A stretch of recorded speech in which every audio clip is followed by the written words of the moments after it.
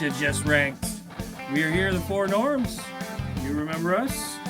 We have Jimmy, Joe, and Chris. I am Dink. We are a music podcast. And tonight we are doing our year-end 2025, our favorite or best songs of 2025. This is episode 49. Wow. Merry fucking Christmas. That's tomorrow. But yeah, 2025. I have an intro here, so you guys don't get to talk for a while. This has been a year where global streaming trends and cross-genre collaborations define the musical landscape. Puerto Rican superstar Bad Bunny topped Spotify Wrapped as the most streamed artist worldwide, narrowly overtaking Tay-Tay. Tay-Tay. Good for you, Bad Bunny. Bruno Mars had a big year with a couple of duets. And of course, like the last few years, TikTok continues to break our old songs and keep others more relevant. Nice.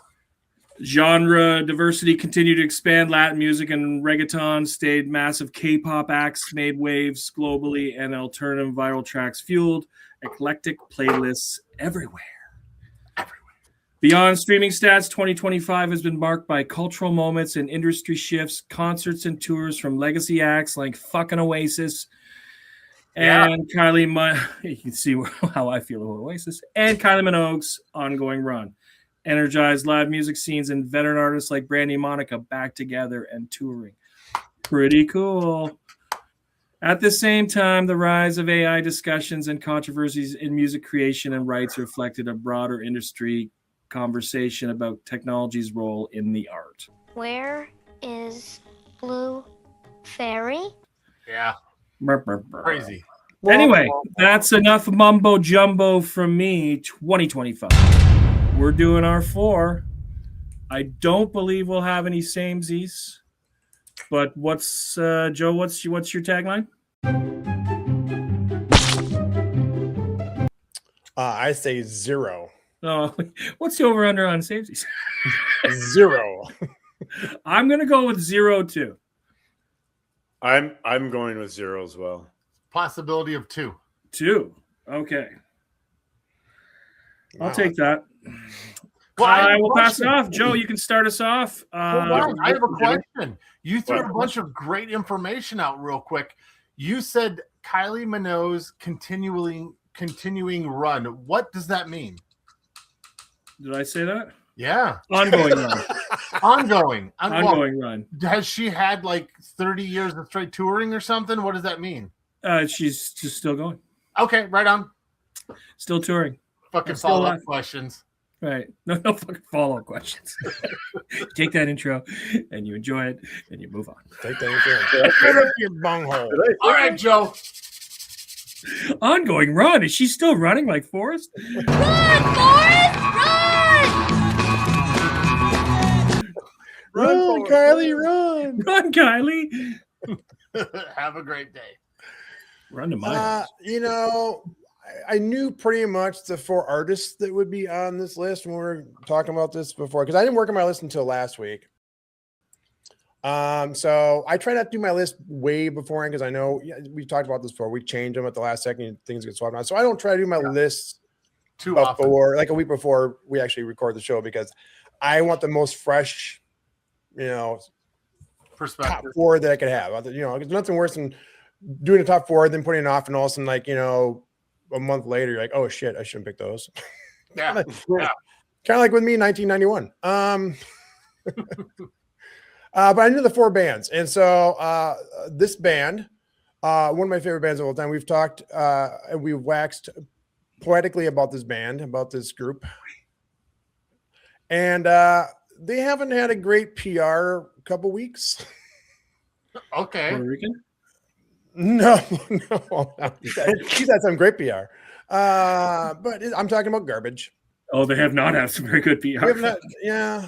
Shirley's been a little cranky. A little cranky. She notoriously doesn't like touring, and she's talked about she's never doing specifically the United States ever again. Right, she's got a real problem with balloons. She hates middle-aged men at their concerts, apparently, with balloons. Beach balls and balloons and. Oh, so I know what you're talking about now.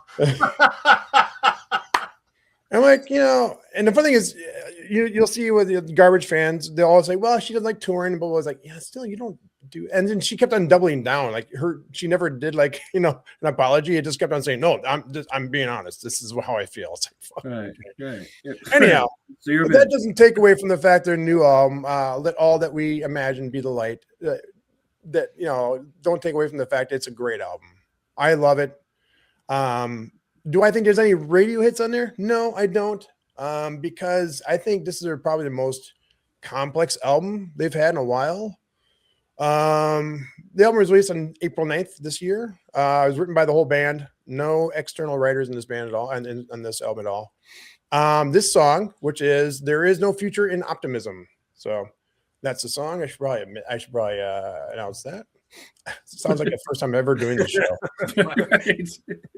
You're on your first song. Oh, my fourth song, by the way, was. And my name's Joe. And I'm also Joe. Yes. Anyhow, the song was written, Shirley said, in the aftermath of the murder of George Floyd. She was immediately captivated by the title, which was just a title she made up, and she wanted to write lyrics off of the title that "There's No Future in Optimism." And she is, I won't say a pessimist. I think she's a realist. I think that's what she is. Best way to call her. And her lyrics have always kind of reflected that. So, and although she chose to retain the title, the lyrics were intentionally crafted as a deliberate counterpoint to the pessimistic tone.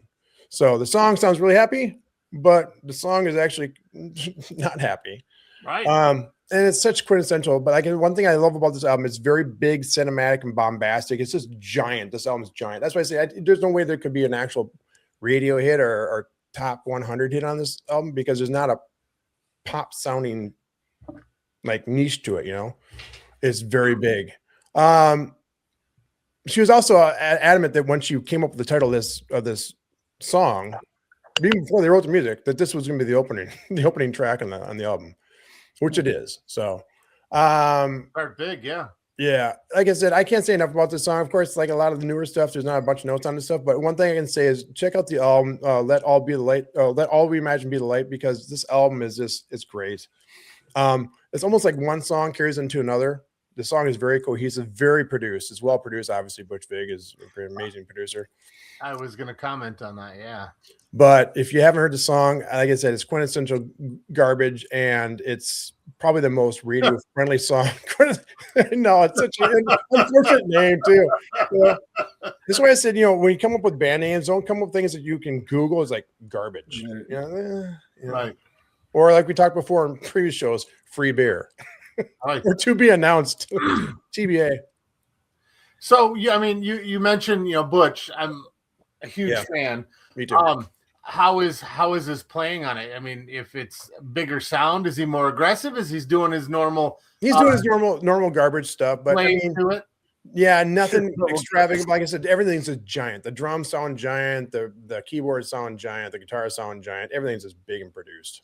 I love when a producer is a drummer, because you end up getting some of the best drum sounds you've ever gotten. It's just such a huge thing. Love it. Well, being a guitarist in a band's been in the studio a few times, the one thing the drummer generally says is "turn me up." Yeah. And so when you're the producer, you can turn me up. Turn you up, right? Shut up! I'm not Butch Vig. No. Did you, Joe? Did you say the whole album, or just this song has a bit of a sad? No, all the lyrics tonally are. I mean, all the songs sound very upbeat and happy, but all the lyrics are kind of like I wouldn't say a downer. Like I said, she's talking about what's going on. So she's singing really happily in this song, but it's talking about how things are going politically in the world. Right. Well, you know that when she's happy, When it rains. You don't want to get that in there. Well, I knew someone was going to say it. If not you, me. Yeah. Fuck. Her next song should be fucking Beach Ball. And someone should pelter her with about 30 of them. Like, fucking relax. Who cares? Yeah, that can't be your biggest grievance in the world. A fucking beach ball. Like, somebody should just start throwing bottles at her for fuck's sake. Well, and then she started ripping on a guy too about how he's a middle-aged dude at a concert with a band. It's like, who do you think your audience is? No offense. Right. She even said Right. in the It very just beginning. came off horrible. She even said at the very beginning of the American tour, this is going to be our last American tour because financially it's not doable for us anymore because Right. the younger generations aren't listening to garbage, which happens to most bands. Technically, they are, but See, again, the Never got a band garbage title can. doesn't come very at a good opportune time there. But again, if your music isn't aging, or at this point, I'm sure at some point they will, especially their earlier stuff, will probably have a very long, tenure, right?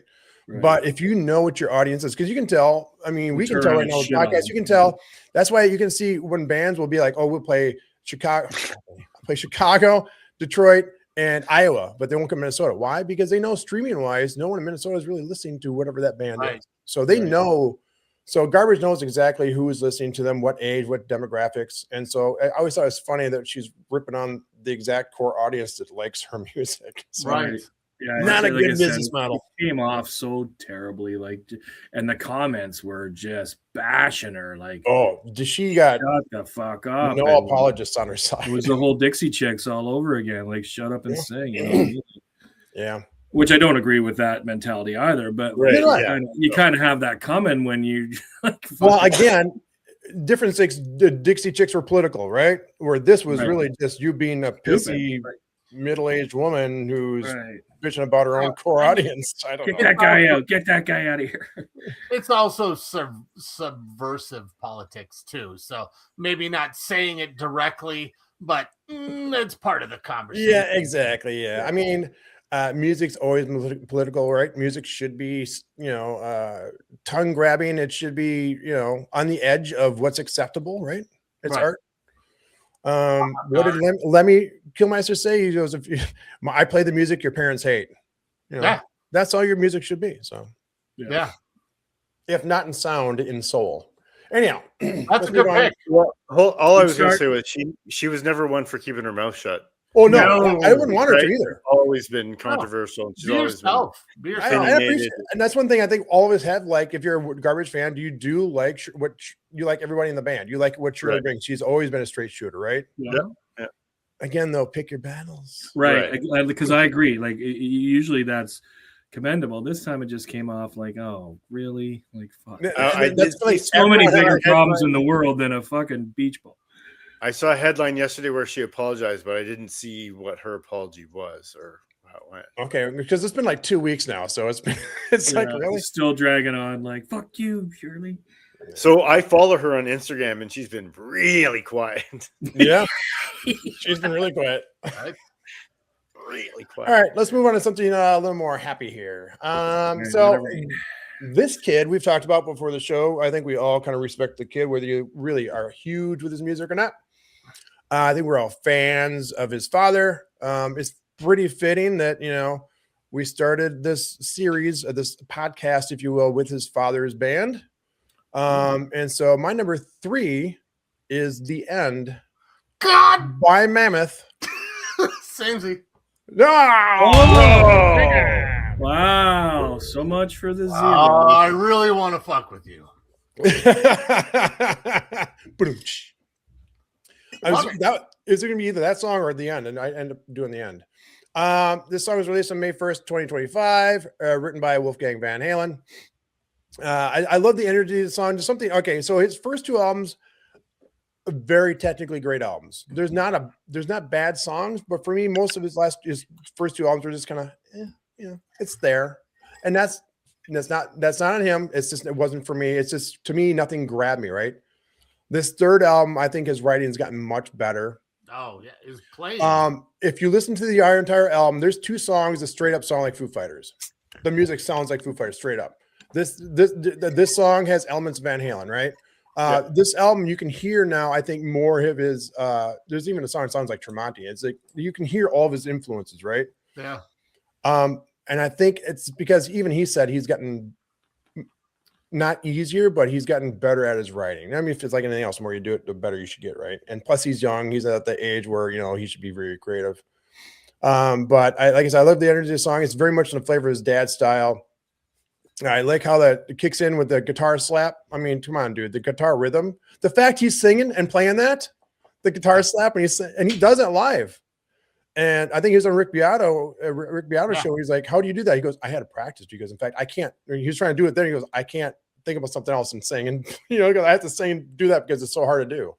It's so good, man. And he's not doing these things as like tricks.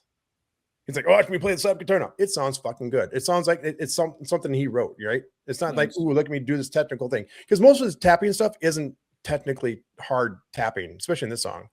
But it sounds really good, But like I said, I think this album is where he came in his own. I think this song kind of showcases that. So that's my pick. Number 3 is The End by Mammoth. It was on my short list. It ended up being number 9. And it was a reminder of me that I can't talk to everybody about music. I was listening to it at work, and a couple of people came into the room where I was listening to it. And I said, "Hey, listen to this." And it was the guitar solo at the beginning. And I said, "Does that remind you of anybody?" And one guy says, "It sounds a little bit like Van Halen." I go, "It's his kid. It's his son." And then the other guy goes, "Wait, there was 2 lead singers of Van Halen. Which one is this? Which son?" Well, sorry, poor Gary. There was 3. So which I went, there was 3, right? "Yeah, no, Gary's the guitar player, Eddie Van Halen." Gary's son. Oh, okay. I'm like, and I looked at the other guy, and I'm like, in my head, I'm like, thought it was obvious from the guitar playing. It would be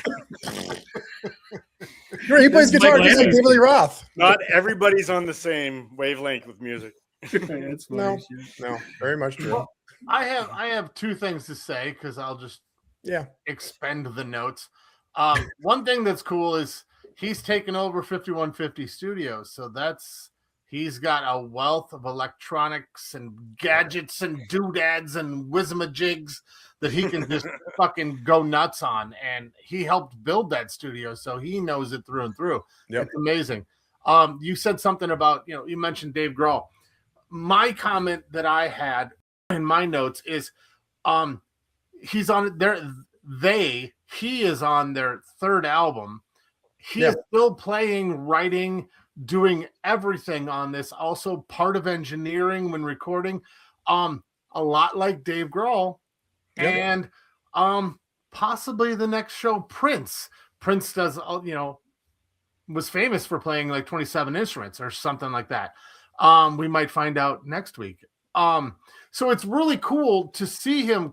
You talked about how it's starting to sound better. He's starting to feel better in his own skin, his own musical skin. And it's starting to be really, really obvious to me. I am so impressed with this guy. The first album, I really liked about half of the music. The second album, I didn't really. Like I said, there wasn't a song in one of those albums I didn't like. I was like, I was like, whatever. It didn't grab me. This third album is fucking amazing. And Joe, you and I have had many conversations about this album. We've actually talked about Mammoth or Wolfie several times on the show. So I was really excited to get this on there. So yeah, great pick, obviously. Cheers. Yeah, I'm telling you, I think that's what it is. I think he's finally obviously the fact the guy, he plays all the instruments on the album, right? And the fact he does it, he starts with drums. He has a drum machine, then either a guitar line or bass line. He plays with the drum machine, and that's how he does it, right? But also, too, we've said this before: the best guitarists were all drummers, right? Every one of them. Clinton Lowry, Eddie Van Halen, Neil Bettencourt. Had to get a Nuno in there, didn't you? Get a Nuno. Prince, Gary's son, Nuno. Yeah, so that's my number pick. And my number 3 pick is Mammoth's. Nice. Great pick. And I'm listening to Mammoth because of you, because I knew of Wolfie and stuff, but I had not been listening till we started talking on this podcast about them. So the only reason he's on my list, is because we've talked about him on here before. Yeah. That's a perfect segue, because you would have told Joe Burkle that number 2 was on his list. You'd been like, who? Is there CanCon here? CanCon. My number 2 is also very much Van Halen influence, but this album, not just this song, but this entire fucking album. I knew it. It's fucking amazing. It's Holy Roller by Big Wreck. Nice. From their album, The Rest of the Story. Dude. I mean, This entire album is amazing, but this guitar playing is like, I mean, I think I said before that Ian Thornley, he does a great job because other people try to play like Eddie or sound like Eddie.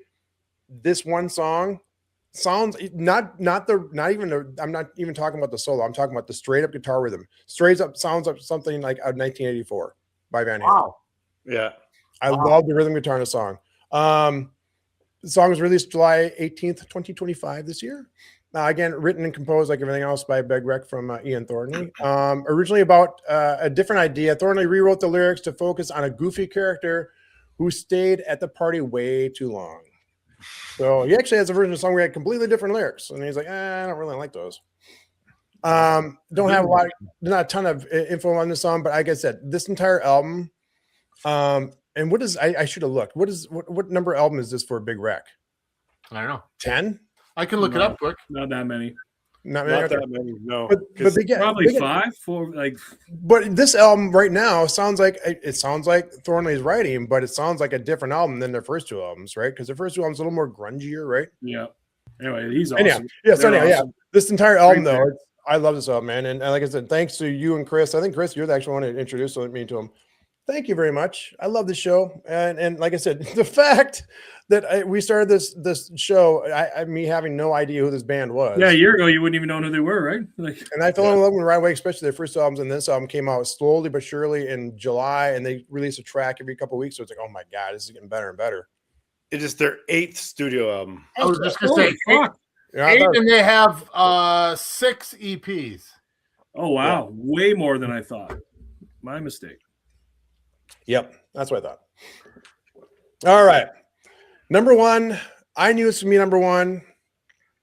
We've also waxed nostalgically, and also what do you call it?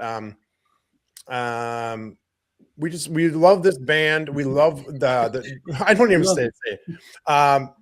We love this band. We love the singer. This is her solo album. I think this is her 4th solo album. This is the Hayley Williams Parachute. Yep. From Ego Death at a Bachelorette Party. This is the last track on the album. This entire album, we'll probably maybe find out next week on the Prince episode. Maybe it's not so much Prince has had a big influence on Joe, but a duo called Wendy and Lisa. And their albums, the way they combine their sounds with, like California rock, funk, not even really so much funk, but and also like just the production of like almost cinematic sounding music. Mm-hmm. Yeah. Never heard anybody write like that. This album sounds like a Wendy and Lisa album to me. Like straight up. In fact, I was playing a song and Gina goes, "This sounds like Wendy and Lisa." I'm like, okay, it's not just me. Wow, nice. So I love this album, but this was by far and away the pure gem. And ironically enough, for whatever reason, it's the last song on the album, which typically nowadays isn't the thing. Normally it's like your best songs are number 1, 2, and 3, right? And it was the second single off her 3rd solo album. It singles out a powerful closing track on the album. This is what I said, and praising Williams' raw vocal delivery and emotional songwriting. It was nominated at the 68th Annual Grammy Awards for Best Alternative Rock Performance. Like I said, this song has Hayley Williams' perfect voice on it. I love her voice. It's a perfect vocal melody. Yeah, and she has such a great style. We come up with these really memorable vocal melodies that get stuck in your head, and this is one of them. That's my number 1 song, Hayley Williams, Parachute. Nice. Awesome. Well, one of the things that I love about her voice is her actual personality. Actually, you can tell that her personality carries through to her melodies and how she sings and how she's actually presenting herself when she's singing. Huge fan.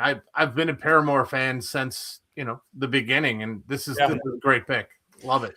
And almost kind of the contrast, my number 4 pick, she is political. She is very opinionated. She says exactly what she thinks, but she kind of knows what not to say as well. So, right. But she's also funny and she's very charismatic. Yes, very funny. Charismatic. And I just watched her on the Amy Poehler podcast. They were fucking hilarious together on there. Yeah, she's great. She was so good. Yeah, I remember when they came out, when Paramore came out, God, what is this? And because I thought it was like one of those new bands, which my daughter did like, but I'm like, oh, this band's really fucking good. Yeah. Yeah, so I've been a big fan. So I'm glad to close out this year, well, at least this episode, with Haley Williams' Parachute. Chris, it's all your show, man. You're next. Love it. Nice. Good list. Thank you. All right. So a lot of my list, not all of it, is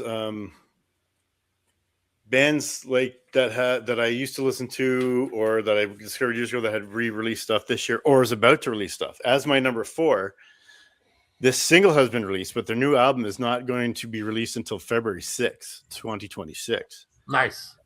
And it is the Silver Sun Pickups, and the song is The Wreckage. Yeah. Nice. I absolutely love them. I love them. I love their old stuff. Panic Switch and Lazy Eye were. I love it. I love Lazy Eye. Fuck. Right. That's great. So the fact that they've had 2 singles released.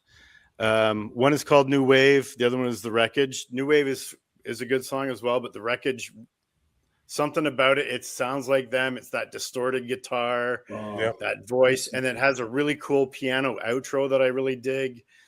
But there's no information on it because the album hasn't been released yet. Right. Yeah. Right. Yeah. Makes her quick.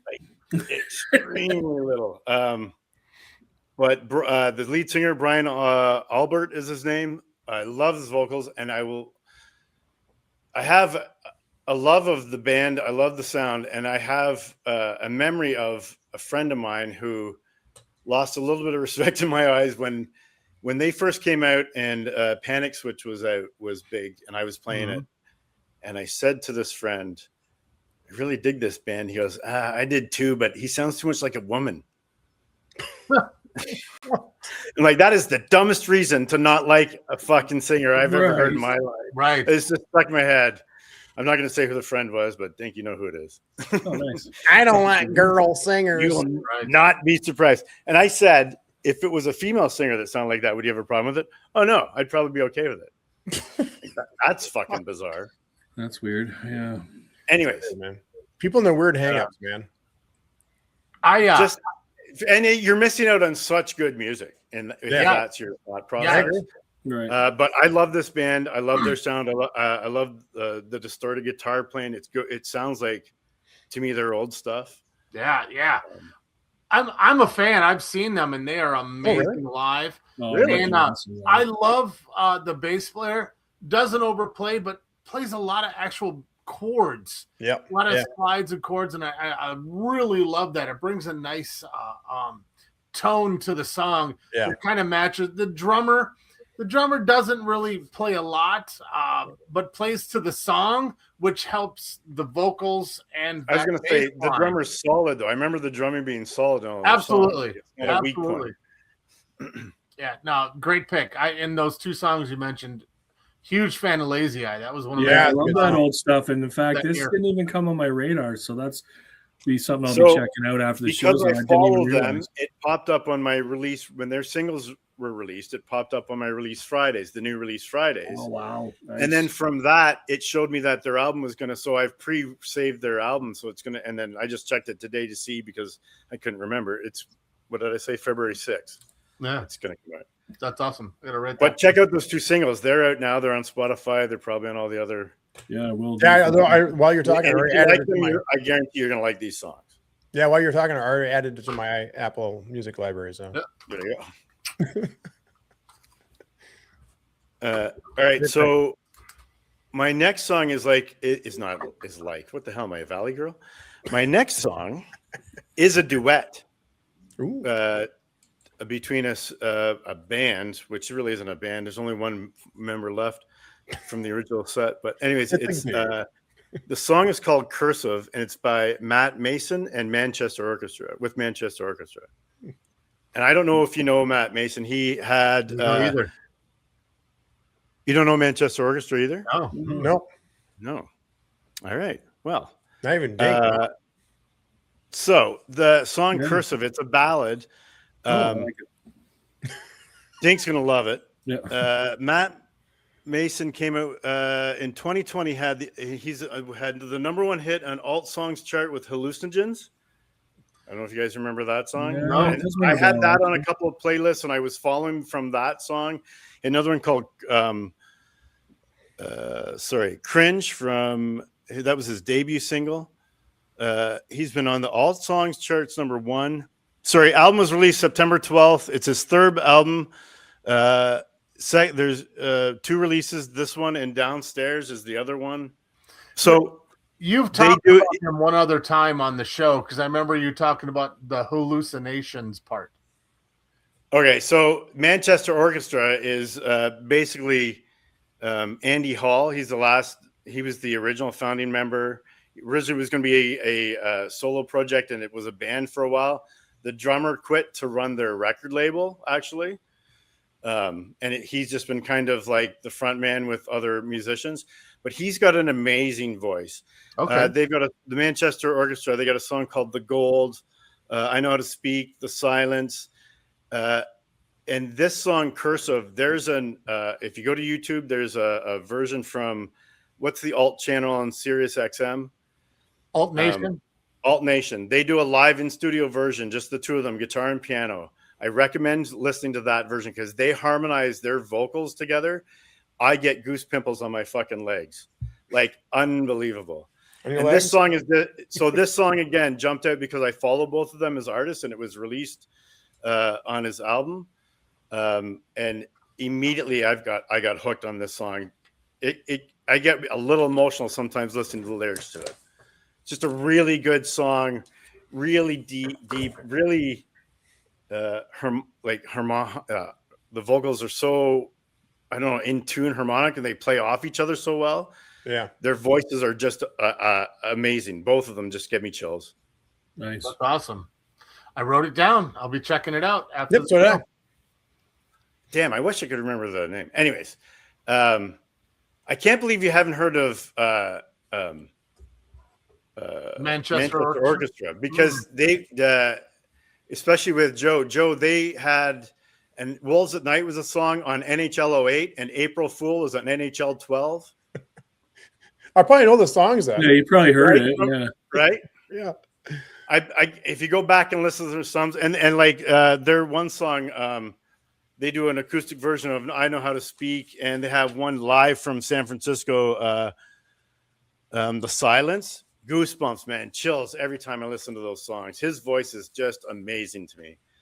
And it's one of the, again, it's going to be like sort of some pickups. Not everybody's going to enjoy their voice, I don't think. They're a little bit different. Okay. Right. Means I'll probably like it then. I was just going to say, Joe will probably like it then. Yeah. I thought for sure you guys were from Manchester Orchestra. I want to say, and I'm not 100% sure of this, but I think they were originally signed by Randy Jackson, the judge from American Idol. Really? Yeah. Okay. The album is called A Quiet and Harmless Living. Thank you. Hmm? Yes. Right on, dog. That's going to work for me, dog. All right. All right. What do you got next? My number 2 is the band Turnstile. Oh, I've heard of them. Me too. Yeah. And the song is Look Out For Me. They are the first band so they've been around longer than I thought. They've been around since 2010. They were a punk band. They're a little bit more refined now. But I discovered them on TikTok. First band I've ever discovered on TikTok. They were showing footage of them live in concert, and it reminded me of going to like old festivals or rock concerts when we were growing up. They were pulling people onto stage to mosh with them so they could jump off and crowd surf during certain songs. And to the point where at one of their shows, I think it was in Georgia, the police didn't know how to react to the kids jumping off the stage, so they just started pepper spraying everybody. Nice. Wow. So I've seen this footage on TikTok and stuff, and I'm like, I got to check out this fucking band. That's why I brought TikTok up in the intro, because if it's not when you're scrolling, if it's not concert footage or stuff from the band, it's like I said, all these dance videos and all these people doing all this stupid shit that are resurrecting old songs, either in a remix or by themselves, or new songs. And you're like, oh, this is a stupid video, but what's that song playing? Right. You know what I mean? I find like, so they have one song called Birds, which is kind of more like a punk rock song, but it's produced. It's got a little bit of echo in it. It sounds, there's something about it that this album has grabbed me. Right. And in fact, not just me, because it went top 10 this whole album. Never mind, this song has been a single. It's not been a major hit for them. The song again is "Look Out for Me," but the album itself has already gone top 10 in 5 countries, and has 5 Grammy nominations. First band to be nominated in rock, alt rock, and metal categories for Grammy Award. Metal too, eh? Number 9, their album was number 9 in the top 200, number 1 in the hard rock, number 1 UK official chart. Wow. And that's from a band that started out as a pop punk or sub punk band. Yeah. That's pretty awesome. Yeah, that's pretty awesome. Highly recommend this band. Highly recommend this album. There's a reason that they're so popular with everybody right now. They're big. They were at Glastonbury. They're playing all the big festivals. They're playing all the big tours. Hayley Williams even mentioned them in an interview I saw recently she was doing. They're from that because they're from Nashville. That whole group of bands. Oh yeah, that makes sense. Okay, makes sense then. Yep. Right.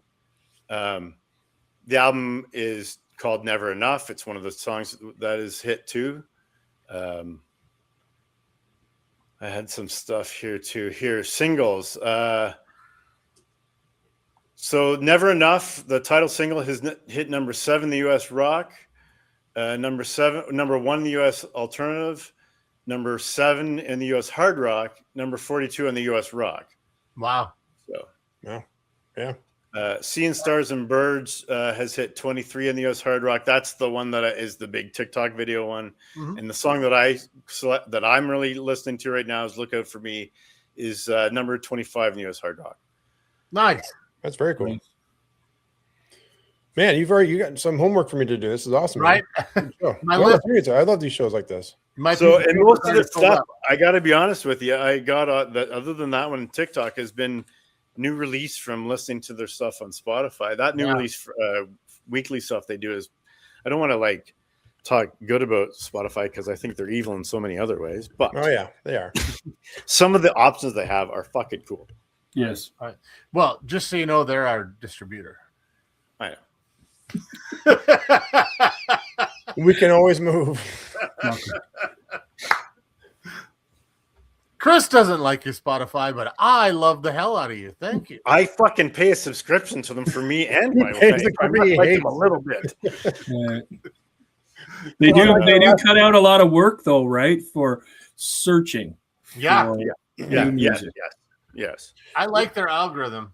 Yeah. And honestly, they are the dream. Like when I was younger, I wanted to be able to drive anywhere and listen to what I wanted to listen to on like whenever I wanted to, without having to find a different channel that was good, not easy listening, or not country, or not Christian. Yeah. Right. They've made the radio good, and they've taken all the best elements of the radio without having to flip it around, and all the best elements of creating your own playlist when we uploaded everything electronically to our iPods or whatever, and then have to sort it out. Now it's all right there at your fucking face. And to be fair, I'm not angry at Spotify. I'm angry at the fact that I had all my collection on, some of it on vinyl, then it was cassette, then it was CDs, then it was MP3s. Now I fucking pay a subscription and listen to all my shit. Yeah. That's shit you already own. Yeah. You sell all the other shit. The MP3s collect dust on hard drives. You sell all the other shit. Right. And then you that's what I find frustrating, because I find that Apple Music sounds better. It's got higher fidelity, it really does. But their algorithms suck. Like everything about finding new music on Apple Music sucks. Yeah, it does. If you can take what's good about Spotify and combine the audio quality that Apple Music has, you'd have a winner. Yeah, I don't know. I just, as a vinyl collector and listener, I mean, that's the key right there. I find digital music not as soothing on the ears, because as a drummer, digital drums do not transfer well to a lot of Apple songs and some of these other digital formats. Yeah, I love that vinyl sound where actually compact disc was amazing for drums as well. But I don't know. I have a harder time with the digital format of music. Right. Because I live in an apartment or a condo. If I lived alone, I would probably have a vinyl setup, but I do not. Yeah. And then we have space limited, right? So, yep. Oh, and vinyl takes up space. Yeah. Yeah, I just can't collect shit anymore. Like, I see in your background. Yeah, I collect other shit now, but Chris can attest. My whole basement at one point was DVDs and CDs. Yeah. It was just filled. There was like, a 20-inch, I think, RCA TV, and it was just fucking like videotapes surrounded and by other all shit. the way around it, like all the way around. And so when I started putting stuff on hard drives, like I got away from that, and then now that stuff on hard drives, like I said, is collecting dust because everything's on the app. Like, Yeah. All right, what's next? All right. yeah, great pick. Number one. Are we at number one? We're at number one. Number one. My number one is a band I haven't talked about a lot about,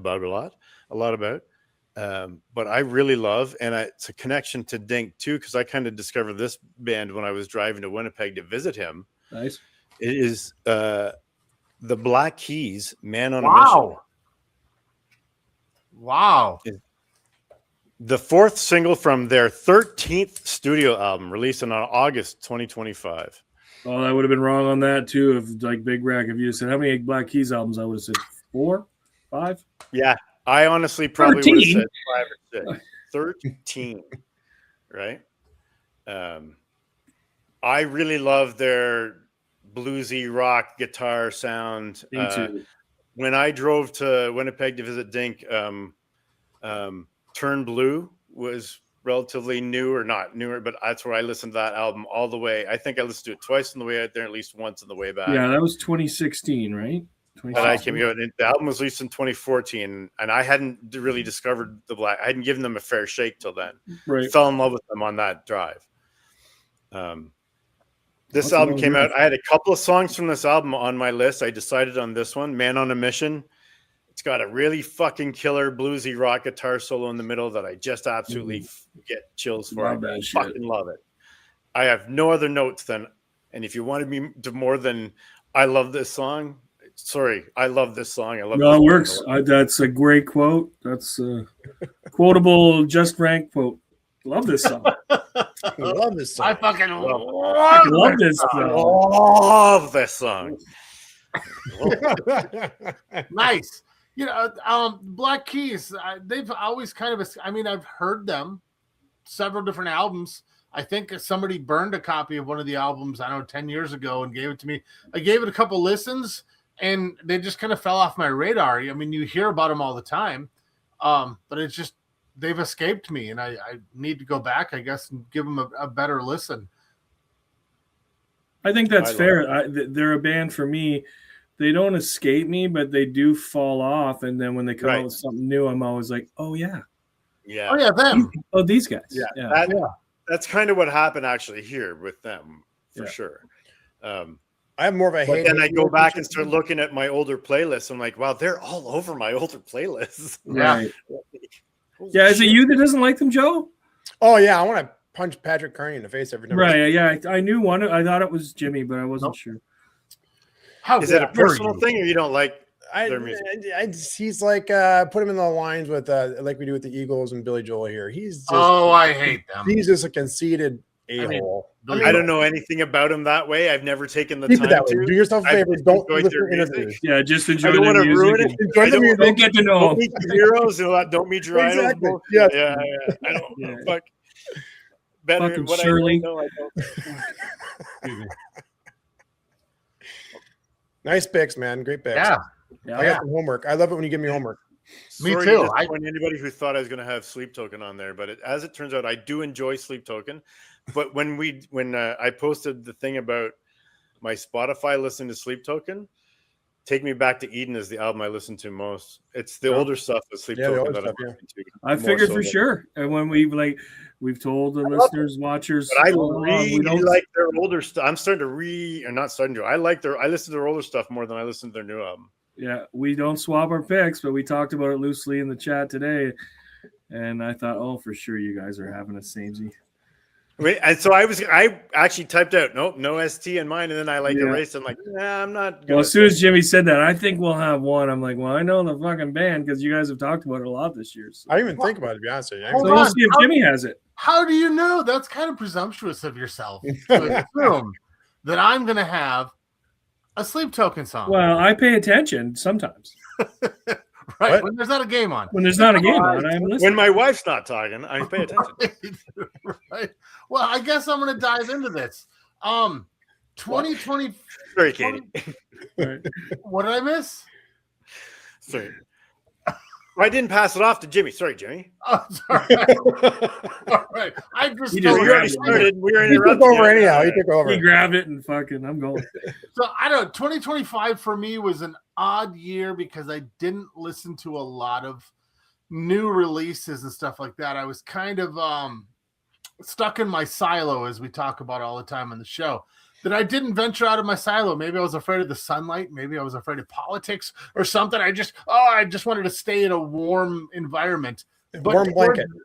But towards the end of the year here, there was a couple bands that I adore that just came out swinging. Number 4, I'm not going to fuck around. Deftones.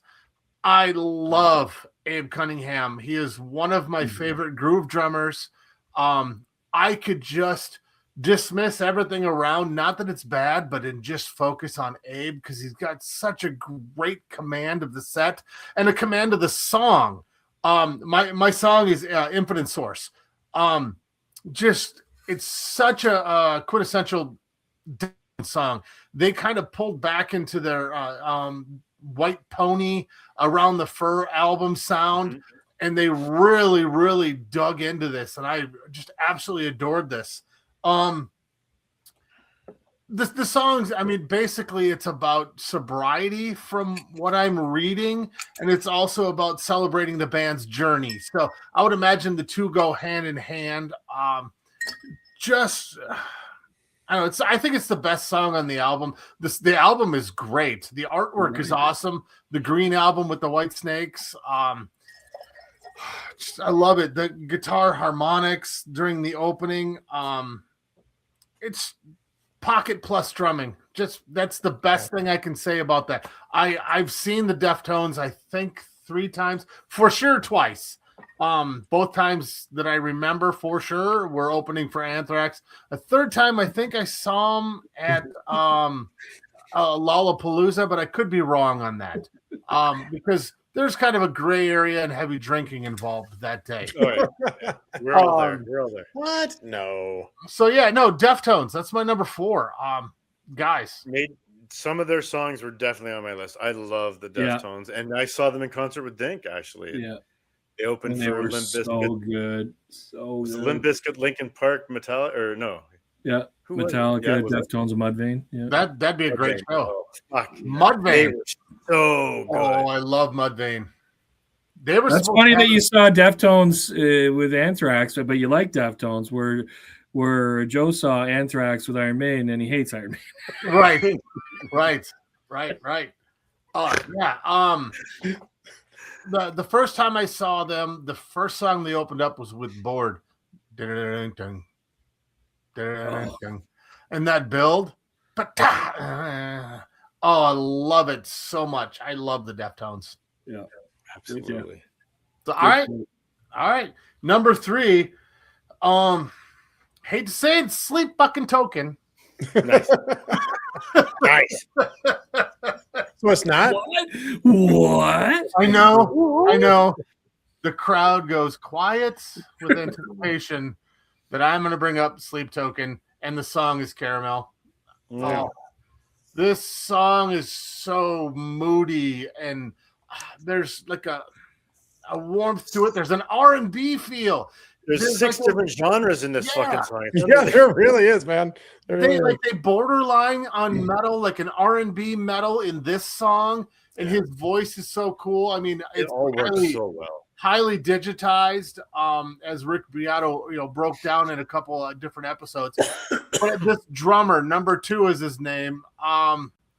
Fucking amazing, like mind-blowing, because I'll listen and I'm like, wait, what is that? I'll back it up 10 seconds to start over, and I still fucking miss it because it's so cool, and I'm overwhelmed at how awesome it is. So this is still one of those bands that's so exciting to me that I vibrate, and I'm like, oh shit, I gotta listen to that again. And there was one night that I listened to Caramel like I think 8 times in a row because it was so fucking engrossing and so cool. I brought it up to my I brought it out to my wife on the deck on my phone. Listen to this. You're not going to like the heavy parts, but listen to everything else. And she was like, yeah, that's all right. I'm like, what? So I went inside and listened to it another 4 or 5 times, just in anger. How dare you? Yeah. But yeah, I mean, back to Taylor. musicianship in that song or in their music is unbelievable. It really is. these guys. And the are drummer, amazing. again, chills on my fucking goosebumps on my legs. Yeah. Oh. I mean, I didn't put down a lot of notes. I got a couple charts, and this is kind of the big reason that I wanted to talk about this song, because everyone for the past 10 years has said metal is dead, hard rock is dead, progressive music is dead.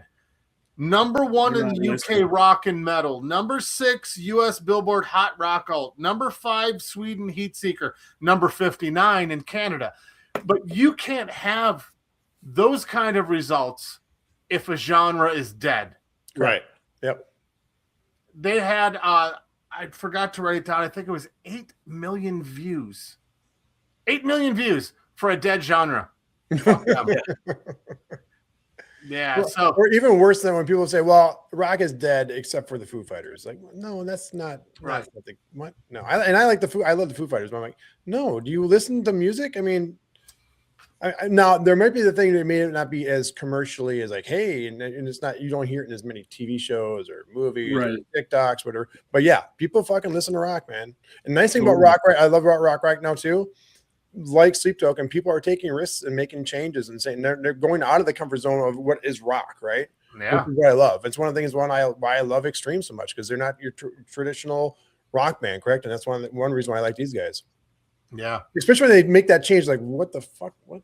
I wouldn't have done that, but that's cool as hell. Where the hell did that come from? Yeah, exactly. Yeah, it does have great production and a really good commercial feel. Yeah, it does. Yeah, it's very approachable. Well, it really is.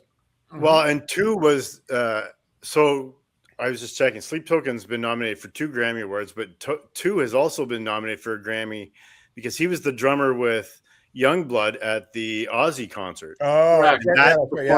With your buddy. Yeah. Yep. Right. That's been nominated for a Grammy Award as well. So. Oh, now they're buddies. Yeah. No, yeah, that's gonna say. Don't feed his ego. Right. Don't. Right. He's like a gremlin. You can't feed him after midnight. Don't get him wet. That's from working with a guy from the Barbados. A guy I work with. Everybody's your buddy. Hey, your buddy over there. Your buddy. Not my buddy. From work. Your buddy over there. That's awesome. All right, I'll move along. This is our samey. Mammoth. 3 minutes and 33 seconds of pure joy. The video baby. The video is fucking amazing. It's fun. It's creative. It's outside of the realm. I mean, if you go back towards the late 80s when videos went past the live footage and all that stuff, and they started getting creative, and there's the reference, the black screen opening about Michael Jackson's quote that I don't follow the occult, but this was just fun to do. Yeah. Wolfie did the same thing on this video, and there's so many stars in the audience to this. It's really fun. It's a fun song. Yeah, I mean, I think I gave you the notes. I'm impressed with him. He's taking a beating from all sorts of media outlets and stuff, and he said, fine, fuck you. And then on top of it, he's a bigger guy, and he's getting lambasted because he's a bigger guy. And he's like, fuck you, I'm me. So that makes me kind of want to follow him more, because he's like, this is me. Cool. And you said before, though, in your what you were just talking about, and I forgot to mention that before, everything he does, whether he's playing live or he's making videos, it looks like he's just having a fucking blast. Absolutely. Right. And you can tell he's just being himself, because a lot of the shit you wouldn't be able to think of unless you're just being himself, you know? Right. Yeah. So, and that's why I think his personality comes out now, and his album also is now coming out in his videos, because he makes some really good videos. Yeah. And it'll never happen, but you kind of would hope that one day it'll just be Wolfie, not Eddie's son. You know what I mean? Because he is. That's how I see him. I see him, and that's going to be hard. Yeah, it's going to be hard. Totally hard. And he's always going to have no matter what he does, you're always going to have people like, "Oh, you're not your dad. You're not." Right, well, those people, right? It's funny. He has 3 camps. He has the guys who like him. Then he has the people like, why are you trying to be like your dad? And then he has the other groups like, why don't you try to do what your dad did? Right. He can't win. Can't win. Can't win. What I think the thing that kind of endeared me to him is the fact that he seems so gracious about it. He does. And he's got 3 albums, 30-something songs, almost 30 songs, and he's not trying to be Eddie. Nope. And he's proved it with this last album that he's not. He's listen, I have my own sound. I have my own technique. Yes, I'm going to apply the things that my father invented and made music beautiful. I'm going to do that. I'm going to apply these things. And what modern guitarist that doesn't do that, you know, whether they realize they're doing it or not, they're still emulating him in some way. Absolutely. So I'm here to give him his credit. His credit is due, and it's coming today. Two of 4 of us, 50% of the Just Ranked pod said, I love Wolfie. So I love him too. I love him too. Yeah. Yep. And the opposite of the Black Keys, I've watched more of Wolfie in interviews and gotten like he seems so much nice. He seems like such a good guy, right? Yeah, he seems sweet. You said he looks like he's having fun on stage. It reminds you of like when we talked about AC/DC, they didn't take themselves too seriously. They're always having fun. Kind of reminds me of the same vibe for like exactly. term, right? Yeah. I love and unlike Jimmy, I actually liked his last album. So this one's good too, but I like the last one. You like Mammoth too? I honestly have not listened to his last album because I'm just getting onto it. There's a couple songs on there I like, but like I said, for most of it, nothing grabbed me. It wasn't bad. It was just seemed kind of very, here or there, Yeah, it's kind of straight across, right? Or straight. But this album seems like you can tell he's really coming into his own, and so yeah, I love. Yeah, and I think you're right. It's gonna be hard for him to kind of escape that, that he's Eddie's son. But at some point, I think if he keeps going the way he's going, there's going to be a party in there a little bit. And he's stepping into the sunlight now. Yeah, I think so. Yeah, I think so. So, all right. So I will move along. So we have number 1. What's that? Is this number 1? This is number 1. Numero uno? Are you anticipating a band? I don't know what you're coming with. Okay. All right. This sounds sus. I've mentioned this band probably about half a season back. A little darker, a little more emo. This band is Bad Flower. Oh, nice. You did. Lives. He did, yeah. I really like these. The main songwriter, the singer, he plays a lot of the instruments. He brings complete demos to the band and says, yeah, this is what I'm hearing. Duplicate it or add your stuff to it. It's very dark. Everything about Bad Flower is insanely emo and very dark, but there's something about it that draws me to it, and I really, really like it. What's the song title, Jimmy? Sorry, I talked when you said Story of Our Lives. Okay, nice. Yep. And it's not the One Direction song. It's not a cover or a version. So that's a comment to my buddy Chris from 1000 Greatest Misses. They have a great conversation about and that's as close as us doing One Direction for your daughter. For my daughter. That's for my daughter right there. I mentioned One Direction on the show. Wow, we said One Direction on the show. We got it in. And we're done. She said that she was going to boycott the show until we talk about One Direction. She's back on. She's back on the train, baby. She's back. Come on back, Autumn. Come on back. I don't know. There's because it's so new that, like, I think Joe, you were saying, and Chris, you were saying because it's so new, there's not a lot of notes. I did find a little blurb about it. I have to read it. I'm sorry, I couldn't memorize it. I was just so excited for 2025 episode. The song, it's a one-sided obsessive relationship where the narrator is desperate for a connection with the other person that is no longer there.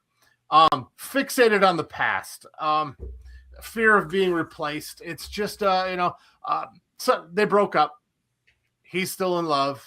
She's moved on, and he's just staying in that dark hole. So as I said, it's a dark, darker song, so you can understand where that might go. But if you like modern kind of emo, maybe an MCR kind of thing, Bad Flower has that. It's going to fill that void for you. That's my list. Some more homework for me. That's great. Good. So Dink, what do you got for us? You have the grand finale 4. Are you gonna blow us away with your 4 and put us on? I can see you guys now. Oh, hi, nice to have you back. You guys are blurry. Oh, there it was. Dinner for one. All right. So rock is not dead based on our lists. Right. And I know we always sort of swing to rock anyway, but we've covered a lot of different genres. Fuck, we did disco a few weeks ago, right? We've talked about pop. You guys had a lot of rock. I have a lot of rock. Minus number 4. Oh. Number 4, which was swapped out, as I said in our group chat many times, but I landed on this song for my number 4. And it is Beautiful People by David Guetta and Sia. Okay. I know that will make Joe happy because he loves Sia. This collaboration has obviously been together before. They had Titanium and Flames years ago, both great big global hits. David Guetta, you have to kind of like dance music or beats to like David Guetta, right? Like he's an acquired taste. It would, for a lot of rockers, wouldn't care for it even if they did like Sia, right? Because he's got the polished, festival-ready, pumping beats, and this song is that uplifting song with her unmistakable voice over top of it, right? High energy. Came out in April of this year. I think it was April. Yep. Came out this year anyway. Yep. It wasn't a Billboard Hot 100 hit in the US, but because of its radio-friendly structure, it did chart a little bit in Europe. Germany, it peaked in the mid-30s on their official singles charts and appeared on other European airplay charts, including multiple weeks in the top 10 and top 20 across several countries. I didn't write them all down, but it was a bunch of different countries. So it didn't really get a lot of huge love in North America, but it was big worldwide, a big world song. And a lot of David Guetta songs kind of are like that. But yeah, it's a dance song. So typical of me, I've had a few dance songs in here, but it's a radio-friendly dance song that everybody would know, right? So, but anyway, that's it. Number 4, David Guetta and Sia. Not to be confused with Marilyn Manson, Beautiful People. Right. That's what I thought. I'm like, they did a remake of that. I love dance music. Neelix was one of my most listened to artists on Spotify this year, the nice German DJ. Yeah. But for some reason, David Guetta bugs me.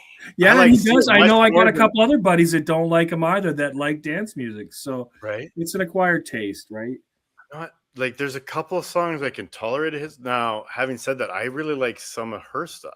So and I know usually when he does her stuff, right? When he does stuff with people I like, those are the songs of his I tolerate because of the other artist, right? The featured. Yeah, exactly. Yeah.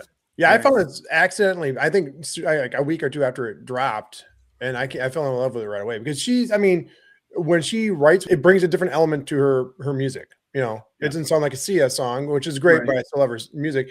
I love her voice, obviously. But yeah, this is a great melding of both his music and her voice, I think. So I'm not well versed in David Guetta, but the 3 songs I have of those 2, I do like. So yeah, they're all the Sia ones. Yeah. Well, I remember the Titanium song because I just looked it up. 2011. Yeah, it was massive, right? I mainly know it because of the Boyce Avenue version, actually. Right. To be honest with you. Well, 14 years ago, there was kind of a fad where DJ producers were playing along with big name artists. There was another one of these guys that did something with Hayley Williams around Tiesto, maybe, or I'd have to look it up. I'd have to look it up too. But Tiesto was big back then. A bunch of them were, right? Like, you're right. Yeah. Johann Gleben. Right. I don't know if it was Untergleben Gleben, but yeah, it's. I liked that Titanium song, so that's gonna make me right. I'm glad you got that. Thank you. Thank you very much. I'm looking forward to checking this one out. Yeah, it's a good song. I think you'll like it. All right, I'll move on to my number 3 because I got something to say. Great, I got that man now. Thanks. You're welcome. All right, so this good for something. I think I mentioned to you guys a week or 2 ago because this came out in November. Actually, my next 2 songs both came out in November, so they're late entries to the year, but they're bands that I love. this one's older, that's resurrected, and the other one has been active, but it's a new album. But anyway, my number 3 is Brother Kane. Wow. If This Means War. And I love Damon Johnson. I wore his shirt several episodes back. Huge Damon Johnson fan with his solo work. And I think I've mentioned before, maybe on our Queued Up show, he played guitar for Thin Lizzy and Alice Cooper and Skynyrd. But he is the main guitarist and frontman for Brother Kane. Yeah. And they're a huge band I loved in the 90s. Yeah. And then they just kind of fizzled out because Damon was doing his own thing. I don't know all the who's and the whats as to why they weren't still recording, but they're back together. And they got an album, much like what you said, Chris. It comes out in February or March, the full album. April. Is it April? Yeah. Okay. So, but a few of the tracks have dropped, right? Or this one has anyway. Yeah. Magnolia Medicine is the new album that comes out. But this is If This Means War is a song, right?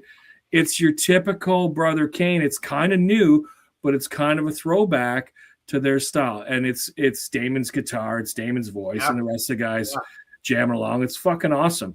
There's not, because it's so new, there's not a lot of notes on it. Right. Other than kind of the shit I just said, right? Right. Well, that's it.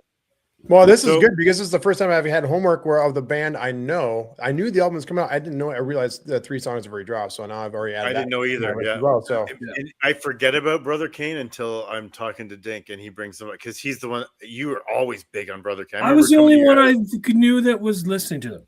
Yeah. Ian and I would come to see you for the weekend, and you'd always play us. Hey, have you heard this Brother Kane? And I'm like, no, I don't listen to Brother Kane unless I'm right here. Well, now you. And it's not anything against him. When I listened to him, I would go back and put them on the playlist. But then it's like we were talking about other bands that kind of just fall off my radar. Yeah. I was so upset a couple weeks ago. Technically, last week we record ahead of time. Damon Johnson was playing at a local brewery, an acoustic show. On a Thursday night, and I'm like, I'm going. And we get the on-call schedule, and guess what night? I was on call and worked 20 hours. Fucking work. God. This idiot, heating and cooling can be on call there? Come on. Pound sand. Yeah, I was really looking forward to, especially this brewery, Obscurity Brewing. God, I can't even talk, in Elburn. A brewery in Elburn, Illinois. It was really exciting to go see this show, and I couldn't go, so I was so disappointed. But that was a couple weeks ago last week. that would have been such a, like, he probably would have played his solo stuff, Brother Kane stuff from these other acts that he's played with, because he knows the songs, right? No supporting guest opener. It was just him. So I'd imagine about so 2 hours of music. I think just got an erection right there. I am hard as a rock, right? Well, as hard as I get. Sorry, over here. But yeah, get it. I gotta push it down. Yeah, like he was doing that during COVID when everybody kind of was playing online shows. Right. Singing through a mask. Clearly the best thing about being locked in your house. Who's playing tonight? Right. Yeah. And they were all free for a while, and then they had a tip jar, an electronic tip jar and stuff, which is cool. Fuck, I'll flip you $5 or whatever. Like this is the best hour I've had all week. Like True. Yeah. Is he from the area, Jimmy? Or I have no idea. I know the artist through Dink. Shit. He married a girl from Michigan. I know that because the old Michigan story. Because I think Darren McCarty connection to Michigan all the time. What the fuck? Yeah, Darren McCarty, my old friend, name dropping here. He I think set them up. I've heard of him. Yeah, so because he knew his wife, and they've been together now for 30 years or whatever. But yeah, he comes back to Michigan. I know another mutual friend, and they go golfing together. So it's really cool, right? And he gave him Skynyrd backstage passes and come see me backstage and stuff. So it's really like he's a genuinely nice guy from everything I've been told too. So that's cool. He was born in Macon, Georgia. 64. Okay. Georgia. Okay. Cool. Yeah, no, Damon's great. I love Brother Kane, and that was my number 3. My number 2, I'm going to make a little joke here, but only you guys and the people that watched our 25th episode, we'll get this reference. I think it was our 25th or our 24th. Yeah, it was our 25th, which was also a collection of recent songs in the last decade, right? So this is Black Smoke Raspberry. Yeah. And You're welcome. no, this is Blackstone Cherry, and it is Celebrate. Also came out in November. I fucking love this band. I love Chris Robertson's voice. I love their dirty, heavy sound. And they seem to be getting heavier all the time from some of their earlier stuff that was a little more bluesy and also southern and dirty. Now it's just heavy southern. I fucking love it. So when this came out, I was like, oh, yeah. And again, their full album's coming out in the new year, I think. Give me more fucking Black Smoke Raspberry all the time. That's so awesome. I like the cocaine. I like Somebody's going to be like, what? I mean, just so the newcomers know, I fuck up a lot. I say a lot of the wrong thing, half of the right name of the band, half of the right name of the song. And I start calling them that in my head now. I'm like, I gotta stop doing Raspberry. Faux pas king. I didn't know they had anything released. I love this band. Yeah, they're so good. It's a feel good anthem and a statement of renewed momentum for the band. And like I said, just came out in last month, so really cool. I wish I had some songs from earlier in the year, but they all seem to get cut for these last two picks have been in November. And like, so I haven't even had all that much time listening to them, but I fucking love these bands. So I can't help but love these songs. Right. Yeah. But that's it. If you got anything to add on at Blackstone Cherry, their actual name, then right. Feel free. That's be the name of my new band. Right. Black Smoke Raspberry. Yeah. Like gray, like change it up though, like gray nope, smoke. Maybe Black Smoke Raspberry. Right. Gray Fog Cherry. Right. Gray Fog. Smoke Blackberry. Right. Gray Fog. White Smoke Blackberry. How about that White Smoke Blackberry? White Smoke Blackberry. Fuck. That's awesome. Good picks, man. Memory. All right. Drum roll. We don't hit the table, but you Can't know. do it anymore. Number one is almost surprised me. Like I liked this song. This song came out earlier. Well, it came out in August, so not even that early. But Joe's arms. I really like this band. I never thought this band would ever claim a number one spot on any one of my lists. Are you still playing, Joe? Yeah, I'm waiting. This will go as long as drum roll. All right. Look like you're playing the drums. I'll tell you that. The song is "For I Am Death," and the band is "The Pretty Reckless." Wow. Yeah. Wow. I like this band a lot. Like I said, I didn't think that her and her band would ever be a number one. Like I knew I liked them, but not this much. But there's just something about this fucking song, and it's really riff driven and just kind of caught me when it came out in August. So every list that I make of this songs from this year, including the one I threw together for this fucking show, this song's always on it. Fucking show. Right. Well, I'm like, oh, well, there it is again. Like this song just keeps reoccurring. Yeah. I used to, and I'm not going to get to it this year because of our show and all of the, because Jimmy, you said you haven't been listening that much new because you've also been listening to a lot of the stuff that we have done over the course of the year, probably. Yeah. And we all have 9 episodes worth. Yeah, we all have. So every year, and I think I mentioned a few episodes back, every year I would do these lists on Facebook, and I do them for myself, right? I make these Spotify lists much like they do, but I make my own of my favorite rock, my favorite covers, my favorite this, my favorite that. And they always expand from like a 10 or 20 spot into like a 50 or a 60 spot because I keep finding songs while I'm doing it, or I forgot songs or whatever. And then I update them halfway through the next year and change them because whatever. But I post them on Facebook for the 4 friends that give a rat's ass. I do. Right. But I'm not going to get to it this year. But this song would be right at the top. Because just like it's right at the top right now.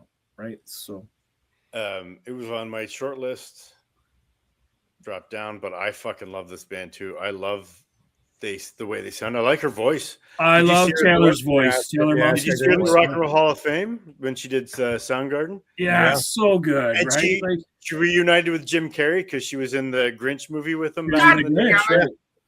You'd have to be a Grinch to not like this pick. Right. Oh yeah, nice, nice. So here's a That's fun little great. fact about the band. So on the charts, the song continued the band's strong run, hitting number 1 on the Billboard's mainstream rock Cindy who? airplay, marking their 8th chart topper, and which surprised me that they've had 8 that top the charts, and extending their record as the most successful female-fronted act in chart history. And I'm like, what? That doesn't make any sense. So then I searched it up. Who is the most successful female-fronted act in Billboard history? And it came back with,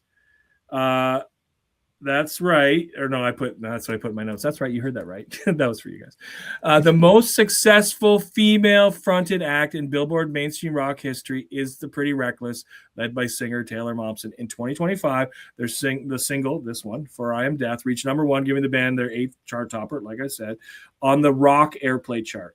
The most number 1s ever by a female-fronted group, surpassing the previous tie they had with Hailstorm.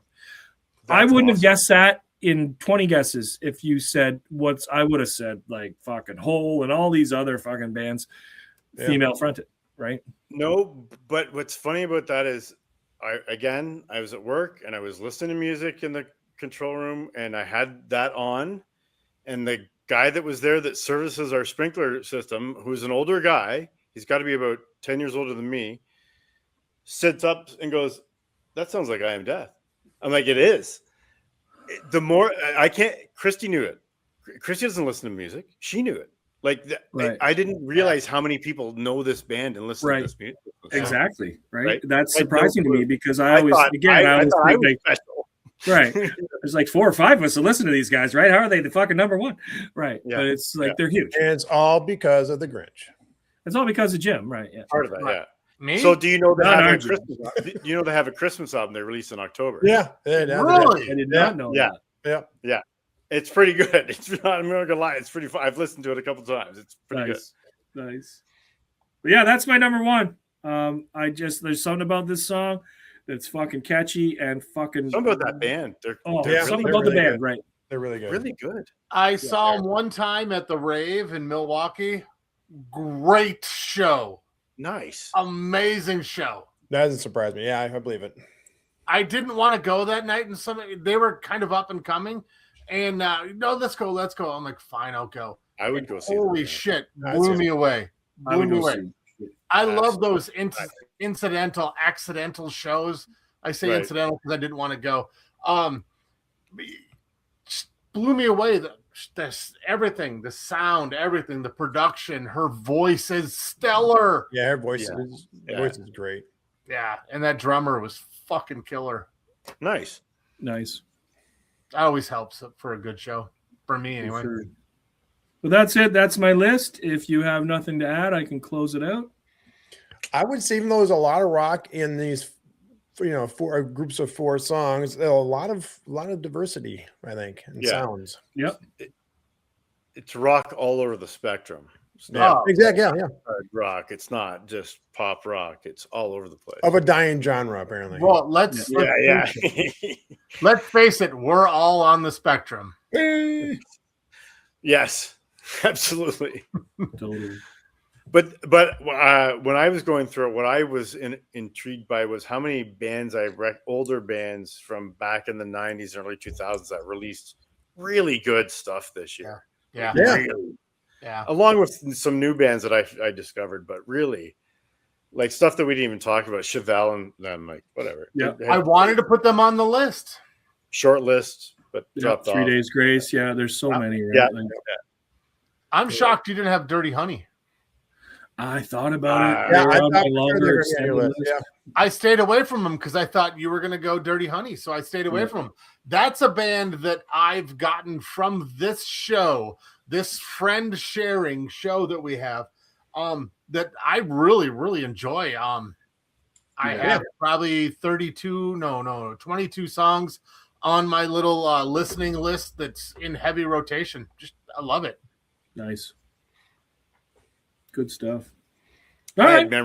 had memory of a melody on my short list at one point. I did too. And that is from this show or meeting those That's guys on 100%, Instagram, right? Yep. So, Yeah. and that's 10. cool It's too, not right? 22, It's just perfect proof that it doesn't really matter where you get your inspiration, where you get your music from, whether it's a friend, whether it's online, whether it's fucking TikTok, it's the TV, it's the radio, it's anywhere. Wherever you get your music, it's whatever you like, right? Like whatever gives you an eargasm. Hopefully it's this podcast. It's probably this podcast. Oh. Or other fun ones.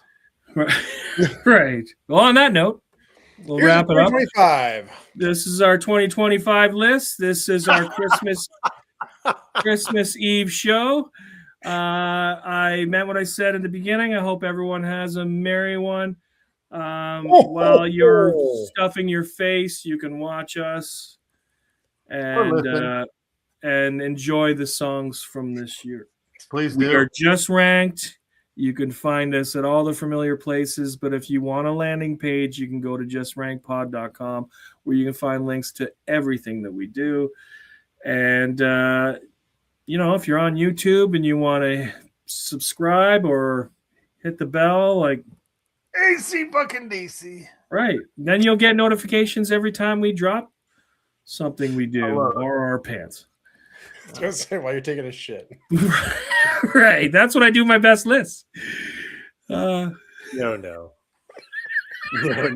you time out? No. Don't That's our new tagline. Just ranked while you're taking a shit. Just right. I'll be in the can. Well, I see some new merch coming. All the shirts will be brown. Again. Brown shirts. Right. Just right. Fucking right on. I'm in the can. Take a shit. Make a list. It's random shit. A great shirt. Anyway, Eddie Money can print them. If he was alive, he could print them in his garage. On that note, we'll say goodbye and GF1. Ho, ho, ho, fuck yourself. Oh, fuck yourself. Ho, fuck. Just Ranked is researched and produced by the Just Ranked crew. Edited and mixed by Joe Burkle. Socials and marketing by DJR Media Services. Theme music by Blue Joker. If you're enjoying the show, please set your podcast app to download new episodes and help spread the word by leaving a review and tell everyone you know to listen. Oh, yeah? Right. Well, I tell you what. Why don't you go fuck yourself?